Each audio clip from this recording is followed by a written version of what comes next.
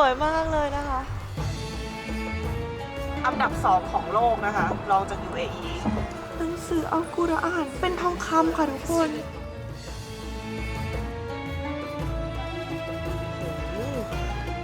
เป็นโกลด์กับซิลเวอร์เนี่ยเขาปักลงไปค่ะต้องบอกว่าชายเราก็นางฟ้าจะมาเป็นบ้านสไตล์โอมานมี5โทนจากขาวถึงเบจก็คือพูดได้ใช่ไหมคะไหนลองสักหน่อยได้ไหมคะ อัลลอฮิวะลาอัลลอฮิเดี๋ยวก็เอาใหม่ไม่ได้ น้องมิ้นพี่ตื่นเต้นต้มยำแบบสไตล์อาหรับมิกซ์ อร่อยนี่คือเซอร์ไพรส์มากค่ะคุณพี่เซอร์ไพรส์วันนี้เราจะเดินทางไปหาพี่ลินช่างภาพสาวไทยหนึ่งเดียวที่ทำงานอยู่ที่กรุงมัสกัตประเทศโอมานค่ะโดยเมื่อพูดถึงประเทศโอมานเราจะนึกถึงประเทศตะวันออกกลางที่น่าจะค่อนข้างเคร่งครัดหน่อย โดยสภาพภูมิประเทศของประเทศโอมานเนี่ยนะถือว่าน่าสนใจมากเพราะประเทศนี้ตั้งอยู่ในพื้นที่ที่นับว่ามีความขัดแย้งมากที่สุดแห่งหนึ่งของโลกทางตะวันออกพวกเขาแบ่งเส้นทางเดินเรือระยะไม่ถึง40กิโลเมตรกับประเทศอิหร่านโดยบริเวณนั้นนะคะถูกเรียกว่าช่องแคบฮูมุสซึ่งเป็นช่องแคบที่มีการลำเลียงขนส่งน้ำมันและแก๊สธรรมชาติมากกว่า1ใน6ของโลกค่ะส่วนทางตะวันออกของประเทศโอมานก็มีพรมแดนติดกับพื้นที่ความขัดแย้งของประเทศเยเมนในขณะที่ทางตอนเหนือก็ติดกับประเทศซาอุดิอาระเบียค่ะแต่ถึงจะเป็นอย่างนั้นเราแทบจะไม่เคยได้ยินชื่อของโอมานปรากฏในความขัดแย้งบนคาบสมุทรอาระเบียแห่งนี้ที่เป็นแบบนั้นเพราะประเทศโอมานถือนโยบายเป็นกลางทางการทูตหรือเรียกว่าเป็นสวิตเซอร์แลนด์แห่งตะวันออกกลางนั่นเองค่ะโดยโอมานทำหน้าที่เป็นผู้ประสานรอยร้าวและเป็นประเทศตรงกลางให้หลายฝ่ายเข้ามาพูดคุยกันไม่ว่าจะเป็นการเจรจาเรื่องอาวุธนิวเคลียร์ระหว่างสหรัฐอเมริกาและอิหร่านหรือจะเป็นการต่อรองช่วยตัวประกันของสหรัฐอเมริกาจากอิหร่านแม้แต่กับอิสราเอลโอมานก็ถือว่ามีความสัมพันธ์ทางการทูตที่ดีและมีการไปเยี่ยมเยือนหากันอยู่บ่อยครั้งแต่โอมานเองก็ไม่ได้เป็นดินแดนที่รักสงบมาโดยตลอดโดยตามประวัติศาสตร์ที่นี่ก็มีสงครามแล้วก็ถูกยึดดินแดนอยู่หลายครั้งทั้งจากชาวอาหรับเปอร์เซียโปรตุเกสและก็อังกฤษค่ะอาณาจักรของโอมานเคยยิ่งใหญ่และก็แผ่ขยายพื้นที่ไปไกลจนถึงทางตะวันออกของทวีปแอฟริกาตั้งแต่ในช่วงปี 1690 จนถึง 1856 ค่ะในตอนนั้นเนี่ยอาณาจักรโอมานมีบทบาทสำคัญในฐานะการเป็นผู้ดูแลเส้นทางการค้าทาสที่ชื่อว่า Indian Ocean Slave Trade เส้นทางการค้าทาสจากแอฟริกาสู่ตะวันออกกลางไปจนถึงประเทศจีนโดยเส้นทางนี้ถือว่าเป็นเส้นทางการค้าทาสที่เก่าแก่ที่สุดในโลกย้อนไปตั้งแต่สมัยศตวรรษที่ 8 ค่ะและเส้นทางการค้าทาสนี้ก็ประสบความสำเร็จเป็นอย่างมากถึงขนาดที่ว่าอาณาจักรโอมานเคยมาตั้งเมืองหลวงอยู่ที่สโตนทาวน์ที่เมืองซันซิบาร์ของประเทศทันซาเนียในปัจจุบันค่ะโดยการค้าทาสก็ทำสืบต่อมาเรื่อยๆจนเมื่อ 50 ปีก่อนที่ประเทศโอมานก็ประกาศยกเลิกทาสในสมัยของสุลต่านกอบุสบินซาอิดอัลซาอิดทำให้โอมานกลายเป็นประเทศรองสุดท้ายที่เลิกทาสสุลต่านกอบุสบินซาอิดอัลซาอิดถือว่าเป็นคนสำคัญที่พลิกโฉมประเทศโอมานจากหลังมือเป็นหน้ามือค่ะเขาขึ้นครองราชย์ขณะมีพระชนมายุเพียงแค่ 29 พรรษาจากการทำรัฐประหารโค่นล้มอำนาจจากพระบิดาของตัวเองโดยความช่วยเหลือจากรัฐบาลอังกฤษโดยไม่มีการสู้รบเสียเลือดเนื้อเพียงอย่างใดเขามุ่งมั่นที่จะเปิดประเทศนำเงินจากแหล่งน้ำมันที่ได้รับการค้นพบเพื่อนำมาพัฒนาประเทศให้ทันประเทศเพื่อนบ้านเมื่อ 50 ปีก่อนประเทศโอมานมีถนนลาดยางเพียงแค่ 10 กิโลมีโรงพยาบาลเพียงแค่แห่งเดียวมีไฟฟ้าใช้เพียงแค่ในกรุงมัสกัตและมีโรงเรียนเพียงแค่ 3 แห่งทั่วประเทศประชากรอ่านออกเขียนได้เพียงแค่ 5% แต่ปัจจุบันประเทศโอมานมีถนนลาดยางมากกว่า 40,000 กิโลเมตรโรงเรียนมากกว่า 2,000 แห่งและมี GDP พุ่งขึ้นไปถึง 320 เท่าจาก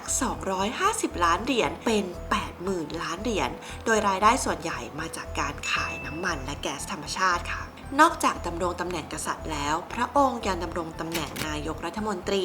ผู้บัญชาการทหารสูงสุดรัฐมนตรีกระทรวงกลาโหมรัฐมนตรีกระทรวงการคลังและรัฐมนตรีกระทรวงต่างประเทศไปพร้อมๆกันค่ะและแน่นอนว่าผู้คนก็ไม่สามารถวิพากษ์วิจารณ์สุลต่านได้นอกเสียจากว่าจะยอมรับบทลงโทษซึ่งก็คือการติดคุกสูงสุดถึง 7 ปีค่ะหลังจากการสิ้นพระชนม์ของสุลต่านกอบูสบินซาอิดอัลซาอิดแล้วปัจจุบันผู้ดำรงตำแหน่งก็คือสุลต่านไฮตามค่ะโดยพระองค์ก็ยังคงดำเนินนโยบายตามสุลต่านพระองค์ก่อนทั้งการวางนโยบายทางการทูตอย่างเป็นกลางเพื่อสร้างเสถียรภาพให้กับคาบสมุทรอาระเบียและการพยายามหารายได้เข้าประเทศใหม่ๆทั้งการสร้างเมืองดูกุมให้เป็นเมืองศูนย์กลางทางเศรษฐกิจหรือการส่งเสริมการท่องเที่ยวเพื่อเข้ามาทดแทนรายได้จากน้ำมันที่ตกต่ำและน้ำมันที่กำลังจะหมดไปใน 20 ปีข้างหน้าค่ะจากที่ทำข้อมูลมานะคะประเทศโอมานก็ถือว่ามีศักยภาพสูงมากทางการท่องเที่ยวทั้งทะเลทรายสีทองที่สุดลูกหูลูกตา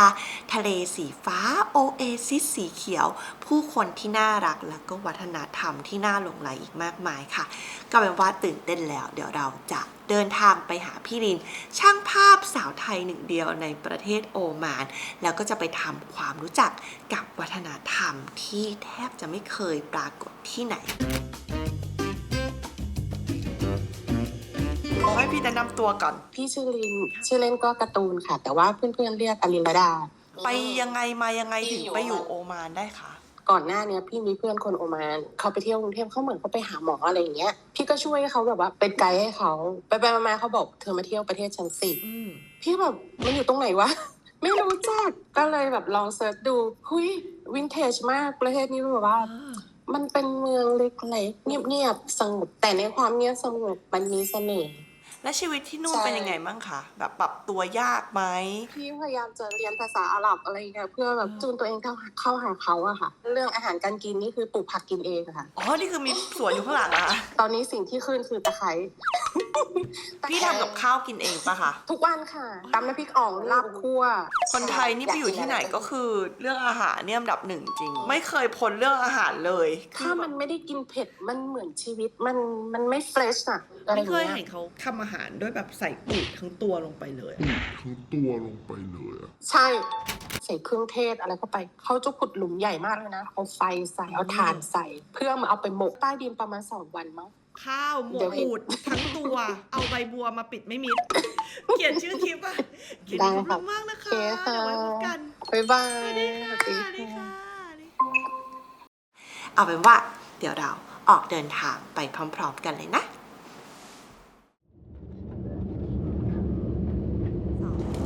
เรากำลังจะบินลงที่กรุงมัสกัตเมืองหลวงของประเทศโอมานแล้วค่ะโดยกรุงมัสกัตนะคะถือว่าเป็นเมืองที่ใหญ่ที่สุดและเป็นเมืองที่เก่าแก่ย้อนกลับไปได้ถึง 2,500 ปีค่ะด้วยความที่เมืองนี้นะคะตั้งอยู่ริมทะเลก็เลยกลายเป็นเมืองท่าที่สำคัญของคาบสมุทรอาระเบียและด้วยเหตุนี้นะคะเมืองนี้เองก็เคยตกอยู่ในเงื้อมมือของหลายอาณาจักรตั้งแต่อาณาจักรเปอร์เซียออตโตมันไปจนถึงโปรตุเกสเลยค่ะปัจจุบันกรุงมัสกัตมีประชากรอาศัยอยู่ราว 1.6 ล้านคนความพิเศษของเมืองนี้ก็คือถึงแม้ประเทศจะพัฒนาเศรษฐกิจจะไปไกลแค่ไหนนะคะแต่เมืองก็ยังคงรักษากลิ่นอายดั้งเดิมเอาไว้ได้เพราะฉะนั้นเนี่ยนะคะถ้าใครคิดว่ากรุงมัสกัตจะหน้าตาเหมือนดูไบหรือเปล่าอะไรเงี้ยตอบเลยว่าไม่ใช่เลยค่ะที่มันเป็นแบบนี้นะคะเพราะที่นี่นะเขามีกฎหมายห้ามสร้างตึกสูงเกิน 17 ชั้นสามารถใช้สีได้เพียงแค่5 โทนจากสีขาวถึงสีเบจทำให้เวลาเรามองไปก็จะเป็นเมืองริมทะเลสีขาวสวยๆดูสะอาดตาสอดคล้องไปกับภูเขาด้านหลังแล้วก็ทะเลสีฟ้าด้วยค่ะก็เดี๋ยวลงไปแล้วนะคะพี่ลินนะพี่คนไทยก็จะมารับมิกค่ะตอนนี้หน้าซีดๆนะไม่กำลังง่วงไปเขาปิดไฟในเครื่องบินแล้วเดี๋ยวเราเจอกันข้างล่างค่ะ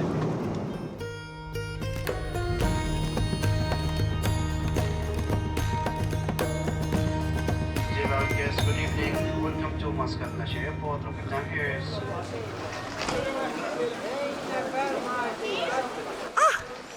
สดีค่ะโอ้ขอบคุณมากค่ะค่ะน้องมิ้นค่ะนี่พี่ลินนะคะ คุณโอมาจากโอมาน โอมา from โอมาน พี่ลินถามมินว่าเลยนะ จะนอนบ้านพี่ได้ไหม ใช่พออยู่ไกลอะไรเงี้ย แล้วอย่างนี้บ้านพี่คือถือว่าอยู่กลางมัสแกตไหมหรือว่าชานเมืองหรืออะไรอย่างเงี้ยคะ เอาจริงๆก็ออกไปชานเมืองนิดหน่อยค่ะ ประมาณ40นาที ข้างหน้าค่ะ คือช้อปปิ้งมอลล์ที่ใหญ่ที่สุดนะคะในมัสกัตนะคะ คนชอบเดินห้างกันเหรอคะที่นี่ ใช่ช้อปปิ้งเป็นงานอดิเรกเลยที่นี่ จริงเหรอ จริงค่ะ อ๋อแต่สุดท้ายคาบูสมอสใช่ไหมนั่นมอสที่ใหญ่ที่สุดนะคะ อันดับ 2 ของโลกนะคะ รองจาก UAE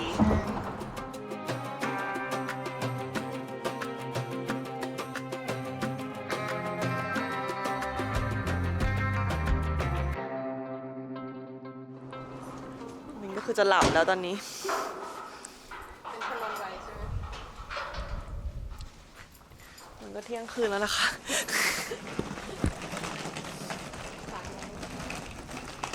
นี่ค่ะ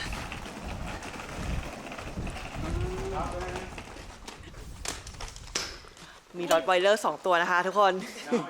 ทุกคนเป็นกำลังใจให้มินด้วย เวลคัมโฮม อ๋อนี่เป็นห้องแขกเหรอะคะ อันนี้ห้อง ทำไมดูสะดวกจังเลยอะคือแบบอยู่ตรงนี้เลยอะเดี๋ยวไปทักน้องหมาพี่ก่อน แน่ใจนะ เขามาแล้ว Don't be come out no no don't be no It's okay It's okay don't be come Female little bit. It's okay แล้วเป็นคำมามี่ no แล้วเป็นคำเด็ดแล้วเป็นคำ Draven come här. แล้วเป็น Come. คำเอาเดี๋ยวปิดประตูห้อง ฮัลโหลดูคุณพ่อคือดึงลูกออก Det är ดึ not ง white. ลูก It's okay it's okay แต่เขาไม่กัดใช่ไหมคะเขาแค่กระโดด มาหามินแล้วค่ะทุกคน มาหามินแล้วค่ะอุ้ยเลียมือด้วยค่ะเลียมือด้วยค่ะ โอเคไหมคะอีกโอเคไหมคะ โอเคเถอะหนูไซส์ใหญ่ขนาดนี้โอเคกับพี่เถอะสู้เราไม่ไหวหรอก เดี๋ยววันนี้ขอพักก่อนนะคะทุกคน เจอกันพรุ่งนี้ค่ะ สวัสดียามเช้าจากบ้านของพี่ลินค่ะทุกคนเมื่อคืนบอกเลยว่าหลับเป็นตายนะคะอย่างเงี้ย อย่างนี้นะคะก็เดี๋ยววันนี้นะคะเป็นวันหยุดของพี่ลินนะเดี๋ยวเราจะออกไปสำรวจกรุงมัสกัตกับพี่ลินโดยที่เราจะไปนะคะก็จะมีซุปนะซึ่งเป็นตลาดที่ใหญ่ที่สุดแล้วก็เก่าแก่ที่สุดในกรุงมัสกัตบอกเลยว่ามีของกินของใช้อะไรเยอะแยะเต็มไปหมดและที่สำคัญคือตลาดแห่งนี้เนี่ยตั้งอยู่ริมทะเลด้วยนะคะเพราะฉะนั้นมันสวยแน่นอนนะและที่สองที่จะไปนะคะก็คือมัสยิดค่ะบอกเลยว่ามัสยิดที่นี่นะคะสวยมากๆมันสร้างด้วยหินทรายกว่า 300,000 ตันมันมีเรื่องพิเศษมากมายอยู่ที่นี่นะคะโดยก่อนที่เราจะออกไปสำรวจกรุงมัสกัตกันนะคะจะต้องไม่ลืมทาครีมกันแดดด้วยนะเพราะแดดข้างนอกเนี่ยแรงมากๆเลยค่ะโดยมินใช้นี่เลยสกินซิสต้ารุ่น V Block นะคะที่ชอบนะเพราะว่าเนื้อเนี่ยมันเป็นเนื้อซิลกี้มูสอย่างนี้เลยค่ะปิ้งปิ้งปิ้งปิ้งปิ้งปิ้งปิ้งบอกเลยว่าเกลี่ยง่ายซึมเร็วบางเบาคุมมันดีทาแล้วหน้าไม่ลอยปกป้องผิวอย่างยาวนาน16 ชั่วโมงที่สำคัญนะคะคือไม่ก่อให้เกิดการอุดตันช่วยลดการเกิดสิวด้วยค่ะโดยซินซิสต้าเนี่ยบอกเลยว่าเขายืนหนึ่งเรื่องสิวมาอย่างยาวนานมากเลยนะนอกจากจะกันแดดกันสิวกันฝ้านะคะก็ยังกัน PM 2.5 ไปพร้อมๆกันเลยบอกเลยว่าเราต้องใช้ครีมกันแดดจริงๆ ไม่งั้นนะเราก็จะผิวแห้งผิวเหี่ยวมีปัญหาผิวตามใหม่มากมายค่ะ โดยการทาครีมกันแดดเนี่ยก็ถือว่าเป็นการป้องกันตั้งแต่จุดเริ่มต้นกันเลยทีเดียวนะปิ้ง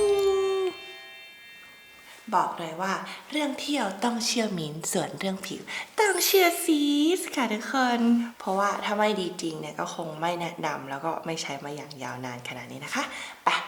ผิวหน้าเราพร้อมแล้วก็ไปสำรวจกรุงมัสกัตกันค่ะ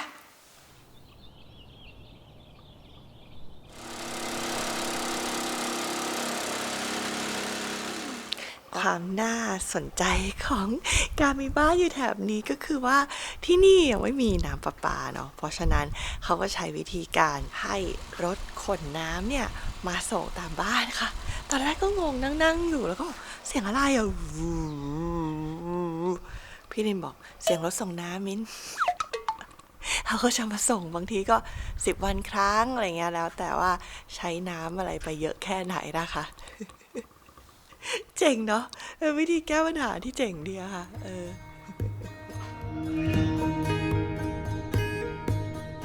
ก็เดี๋ยวเราข้ามเขาไปเข้าเมืองใช่ไหมคะนั่นคือเขานั้นใช่ไหม ใช่ อ๋อนี่คือรถน้ำเขากำลังขับไปให้น้ำบ้านอื่นใช่ไหมคะ ใช่ น้ำที่นี่แพงไหมคะพี่ อาทิตย์หนึ่งถ้าเป็นเงินโอมานก็4 เรียลค่ะ อันนี้คือถือว่าเป็นบ้านสไตล์โอมานถูกไหมคะ ใช่ค่ะเนี่ย ก็จะหน้าตาแบบนี้เลย ใช่ พอมินอ่านมาว่าสีมันจะต้องมี5 โทนจากขาวถึงเบจ ใช่ จะสังเกตเห็นว่าหน้าต่างจะแคบๆนะมันเป็นเพราะความร้อนกับทรายนั่นแหละมินว่าหน้าต่างมันก็จะไม่ใช่แบบว่า เต็มบาน ใช่ เปิดรับทราย อันนี้คือเขาสร้างเขื่อนอยู่นะคะทำไมถึงสร้างเขื่อนนะคะ เพราะว่าโซนนี้เวลาน้ำท่วมนี่คือไปหมดเลยนะ ที่โอมานเขามีน้ำท่วมด้วยเหรอ น้ำท่วมน้ำป่าไหลหลากพายุครบ จริ เล ง ย ปะคะ จริงค่ะ น้ำป่ามันมาจากไหนอะคะ ก็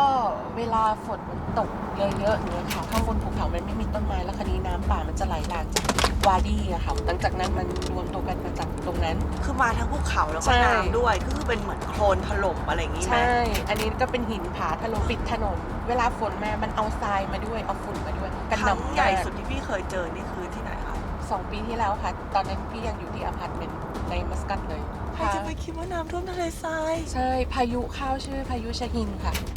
Tropical cyclone Shaheen bore down on Oman on Sunday, killing at least 3 people.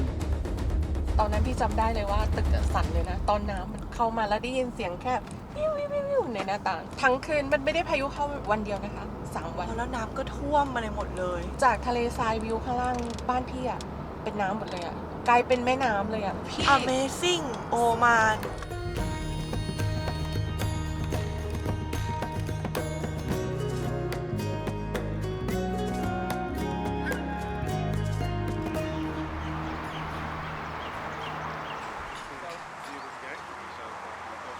มาถึงที่หน้าสุดตานคาบูชมอลเรียบร้อยนะคะ พี่ลินซึ่งมากับมิ้นแต่งตัวชุดถูกระเบียบนะคะ ก็ไม่เป็นไร ส่วนมิ้นใส่กระโปรง ก็เลยเดี๋ยวจะต้องเช่าอาบาย่านะคะ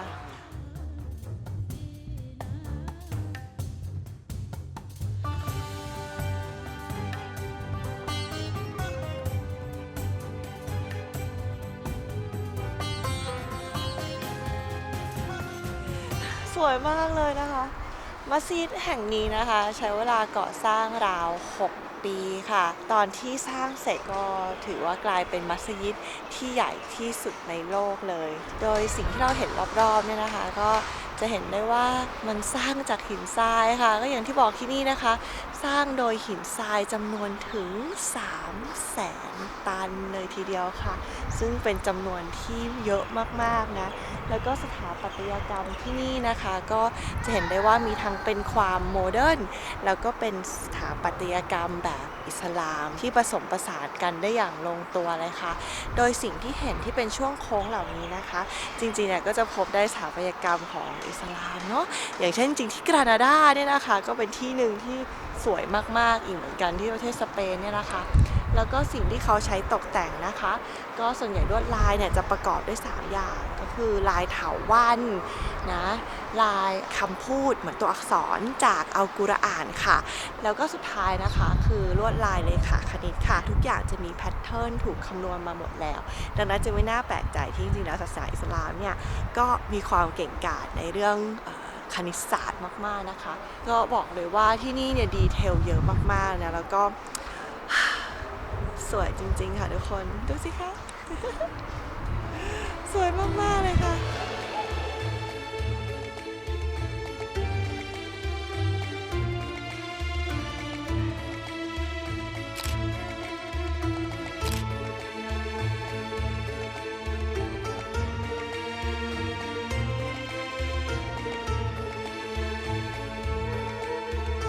บอกว่าเวลาเข้ามอลล์นะคะเราต้องเข้าด้วยขาขวานะคะ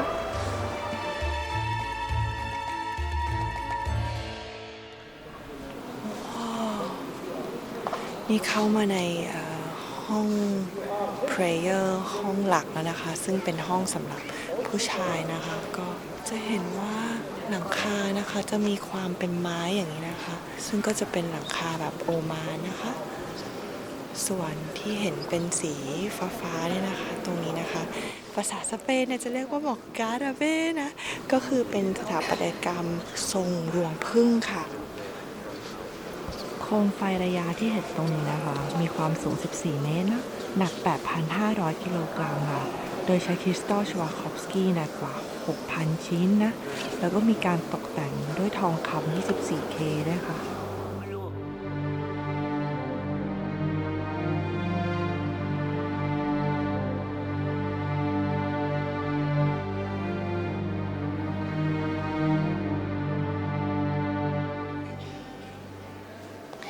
พรมที่อยู่ด้านหลังนี้ตรงนี้นะคะ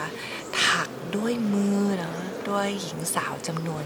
400 คนจากประเทศอิหร่านค่ะ โดยใช้เวลาถักทอทั้งหมดเนี่ยถึง 4 ปีเต็มๆ โดยพรมผืนนี้นะคะถือว่ามีขนาดใหญ่เป็นอันดับ 2 ของโลกนะคะ มีขนาดถึง 4,000 กว่าตารางเมตรเนี่ยนะ แล้วก็มีน้ำหนักถึง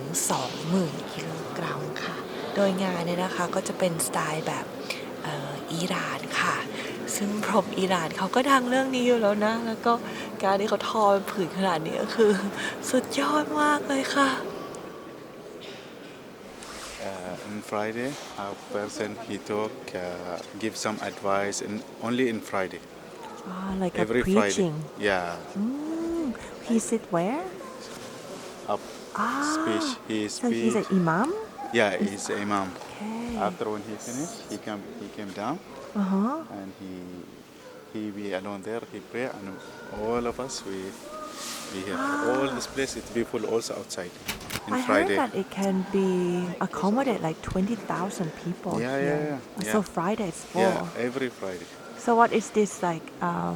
mosque means to Omani people? It's Mean to you. It's so special and the biggest mosque in Oman. Yes. It's really detailed, isn't it? Yeah. They put heart and soul into making this one. Yes. Wow.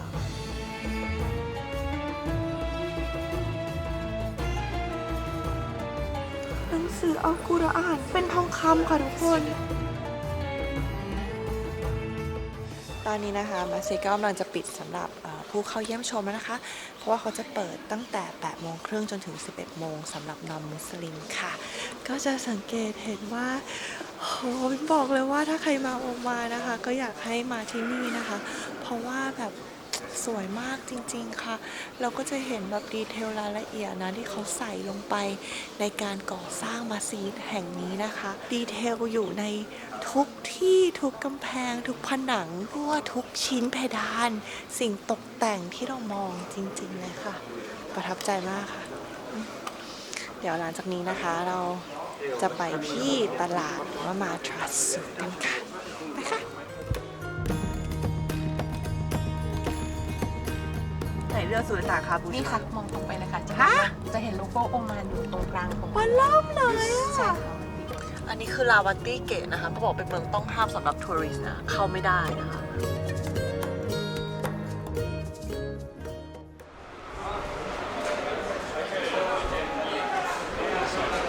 ตอนนี้นะคะเราก็มาอยู่ในมาทราซุกเนาะ ใช่ค่ะ ซึ่งเป็นตลาดเก่าแก่แล้วก็ใหญ่ที่สุดในโอมานถูกไหมคะ ใช่ค่ะ ความพิเศษของตลาดนะที่มินเห็นนะคะ ก็คือเพดานค่ะ ที่เพดานน่าจะเป็นแบบโบราณดั้งเดิมนะคะ ดูนะคะ เพดานดั้งเดิมแน่เลยอะที่นี่ก็ขายทุกอย่างเลย มีแฟรงกินเซน Frankincense, paspina มีของฝากอะไรเงี้ยก็เต็มไปหมดนะคะ นี่ได้เห็นนะคะคือแฟรงกินเซนนะคะเขาก็จะจุดทุกที่เลยนะ เพราะเขาเชื่อว่ามันเป็น sense from God ค่ะก็คือเป็นกลิ่นจากพระเจ้านะเขาบอกว่าช่วงสมัยป๊อปๆเนี่ยนะก็คือมีค่ามากกว่าทองคำแล้วก็ผ้าไหมนะคะ ก็จะเป็นการน้ำโอมานอันนี้ค่ะ อ๋อนี่คือการน้ำของโอมาน ใช่เป็นโลโก้เลยว่าอันนี้คือโอมานนี่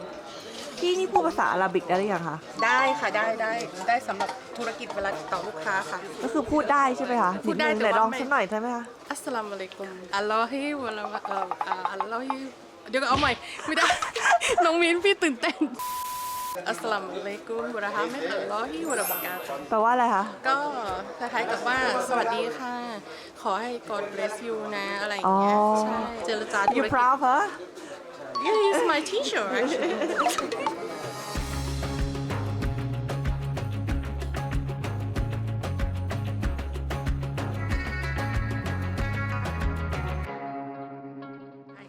เข้ามาข้างในก่อนนะคะโหที่นี่เครื่องเงินเต็มเลยค่ะ What is this one? This is so big. Not so big because this one I have gold and silver, and this one all made by hand. Okay, then I have this one, but this one not allowed to go to Thailand. You know why? This is Because this one rhino. it's from Rhino. Yeah, this one rhino. Before long time ago, any Omani must to have khanjar. Yeah. For using for Madam, this is our traditional dress for Ah. food and wood and for defense, for safety, something. oh And different, really different. You come see. True, This it's one, different. Yeah, this one not my family, Sultan family, royal family, original, like crown and 7 ring. Wow. And So backside we use camel leather. this is camel. Yeah, but this one cow horn. Cow horn. Yeah. อุ้ยมันเป็นงานละเอียดมากเลยค่ะ เป็นโกลด์กับซิลเวอร์เนี่ยที่เขาปักลงไปค่ะใช้เวลาทำ1 ปี 3 เดือนค่ะทุกคน ที่เห็นตรงนี้นะคะเป็นมิวเซียมนะคะ not for sale นะคะ ดูค่ะ เป็นทองหมดเลยค่ะ ด้านหลังตรงนี้นะคะก็จะเป็นของแบบเบดูอินหมดเลยนะคะเฮ้ยไม่เคยรู้มาก่อนเลยว่าทุกอย่างมันมีดีเทลมากๆจริงๆ เครื่องประดับแต่ละชิ้นก็จะบ่งบอกว่าเรามาจากหมู่บ้านไหนเสื้อผ้าหมวก วิธีการแต่งกาย บ่งบอกหมดเลยค่ะ มันพิเศษมากๆเลยนะ ว้าว Yeah, it's nice. Yeah. หอมมากมากมากมากมากมากมากมากว้าว I get this one then how do you use it you just On charcoal. Charcoal. you put it on charcoal Yeah. and that's it It's after smoke come, no? yeah เขาบอกว่าใช้แล้วก็นางฟ้าจะมา I really like this one it just smells so calm I'll take this too then this and this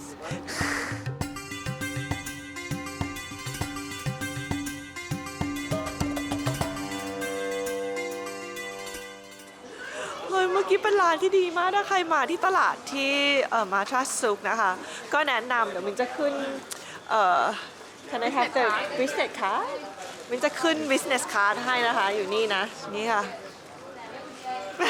อาลีบาบาอาลีบาบาค่ะก็จะเป็นหมวกที่เขาใส่กันที่โอมานนะ ซึ่งก็จะไม่เหมือนกับประเทศอาหรับประเทศอื่นๆนะคะ นี่นะคะคือของกินเล่นในตลาดนะคะได้ชามาแล้วนะคะ และนี่ก็คือซัมโบซาเป็นของกินเล่นที่นี่นะคะ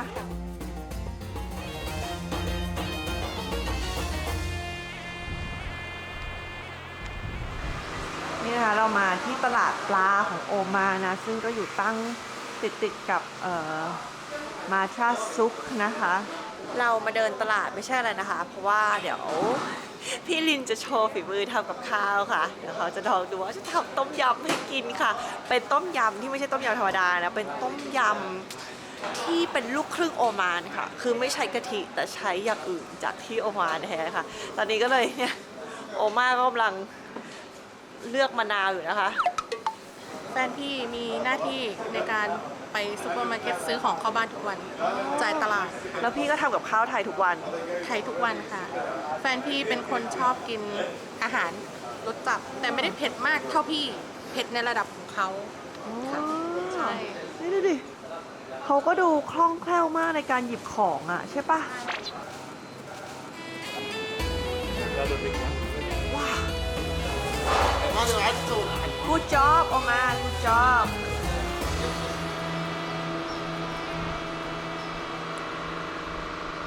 เขาบอกว่าที่นี่นะคะ ตลาดปลานะต้องมาแต่เช้าค่ะประมาณตอนนี้ก็อาจจะตลาดวายไปแล้วนะคะ ก็ไม่เหลือปลาแล้วค่ะเดี๋ยวเราไปซื้อปลาจากซูเปอร์มาร์เก็ตแทน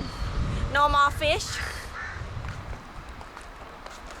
ปกตินี่คือที่นี่หาของไทยยากไหมคะ บางอย่างค่ะ บางอย่าง อ่าฮะ ใช่ใบกะเพรานี่คือจะเป็นฤดูกาลของเขา บางทีก็มีคะน้าแวบมาคะน้า3 ก้าน 220 บาท วันนั้นอยากกินมาก ฉันอยากกินคะน้าก็ซื้อค่ะ ตัดใจซื้อ นี่ใบมะกรูดเจ้า ตะไคร้เจ้า กระชายเจ้า ไม่กินไทยแลนด์จ้ะ อ้าวโอเค only one อันนี้เป็นเบสเซอร์ของที่นี่นะคะ น้ำพริกแกงกะหรี่ น้ำพริกแกงพะแนง น้ำพริกแกงเขียวหวานอะไรก็คือครบถ้วนหมดเลยอยู่ตรงนี้นะคะ เราไม่มีกะทิที่นี่มีกะทิไหมจ มี ริง ค่ะ มีกะทิ มีมะพร้าวด้วย แต่ว่ารสชาติมันก็จะแบบไม่เข้มข้นมาก มะพร้าวที่นี่มันก็จะอีกอย่างหนึ่ง ๆเราก็เลยเลือกใช้อะไรคะ ใช่แบบนี้ค่ะ อ๋อ เอามาทำต้มย ใช่ค่ะ ำ ไม่เคยกินเลยต้องลองแล้ว วันนี้จะลอง ได้เล ให้น้องมิ้นชิ ย มนะคะ ไป 2 โอเคค่ะ ค่ะ บอกแล้วว่าอยู่นี้ไม่อดตายนะ มิ้นท์เนี่ยไม่อดตายเพราะว่าสามารถทำอาหารจากซองได้ค่ะ ไปเดี๋ยวไปจ่ายเงินแล้วก็รีบไปกินข้าวกันดีกว่าทำข้าวเที่ยงกันค่ะ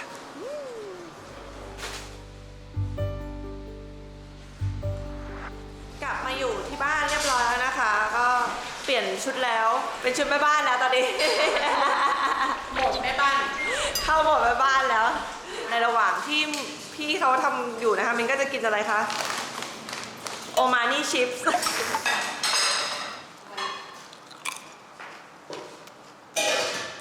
อร่อยจังเผ็ดเปรี้ยวนี่กลิ่นเหมือนปาปริก้านิดนึงเลยอ่ะเพราะชื่อชิลลี่เฟลเวอร์นะ แต่ไม่เผ็ดอร่อยจัง มันมีรสชาติเดียวแหละชิ้นเนี่ย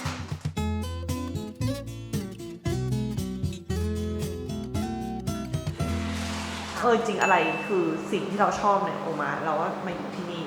พี่ชอบทัศนียภาพที่นี่ ชอบบ้านเรือนที่นี่ ความเป็นอยู่เรียบง่ายที่นี่ คือมองไปแล้วเรารู้สึกว่าบ้านสีขาวคุมโทนตัดกับภูเขา แล้วมันก็จะมีต้นไม้เขียวหย่อมๆนึง มันไม่มีอะไรที่เราต้องวอรี่เหมือนกับว่าเราไม่ต้องไปแข่งขันกับใครตอนเช้าเราเจอตึกใหญ่เราเจอควันพิษอะไรเงี้ยมันจะรู้สึกอึดอัด เราเลยชอบที่นี่ก็เลยตัดสินใจย้ายมา ใช่ ปรับตัวอะไรยากที่สุดคะ ภาษาค่ะ ที่ใช้ทุกวันนี้ก็คือว่าสำหรับธุรกิจเชิงธุรกิจ แล้วอะไรที่ทำให้ปรับตัวง่ายที่สุด ปรับตัวง่ายที่สุดเหรอ คนที่นี่ friendly พอเขารู้ว่าเราเป็นคนต่างชาติโลเคชั่นใช่ไหมเวลคัมเธออยากกินอะไรทำอะไรอะไรเงี้ยเขาจะให้ความช่วยเหลือเรา แต่ว่าคนที่นี่น่ารักถูกไหม ใช่ ก็เลยทำให้เรายิ่งชอบที่นี่ไปด้วย ใช่ ยิ่งเราได้ทำงานกับคนที่นี่เหมือนเรามีเพื่อนใหม่ขึ้นมาเรื่อย กลินหอมกลินเหมือนมิ้นท์อะ ๆ ใช่ค่ะ แต่พี่ชอบกินกะเพราแล้วดูสภาพกะเพราที่เหลือคือเหลือเท่านี้ ก็เด็ดใบมันหมดแล้ว โอ้ยคุณพระ โอเค ก็จะได้ประมาณนี้ ก็ง่ายๆค่ะวันนี้เดี๋ยวจะแกะกุ้งกัน แล้วก็ทำต้มยำแบบสไตล์อาหรับมิกซ์อาหรับสไตล์เลย เอาเลยพี่ลุยเลยค่ะ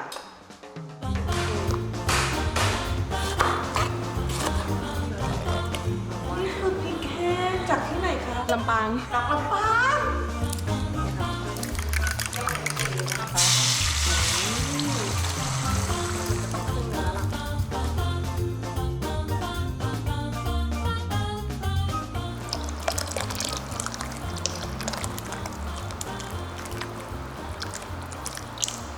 ได้กลิ่นหอมไหม หอมมาก รสชาติ อร่อยเลยอ่ะทำไงอ่ะ ก็พี่ใส่ชิคเก้นสต๊อกแค่1 ก้อน เฮ้ยแล้วมันรสอย่างนี้เลยเหรอ ใช่พอเวลาเราใส่นมไปปุ๊บ รสชาติมันจะกลมกล่อมไปเลยโดยตรงอัตโนมัติ เฮ้ย นี่คือเทคนิคทุกคนใครอยากทำต้มยำอร่อยมาซื้อนมที่โอมานค่ะ อร่อย ของนมบัว นี่คือเซอร์ไพรส์มากค่ะคุณพี่เซอร์ไพรส์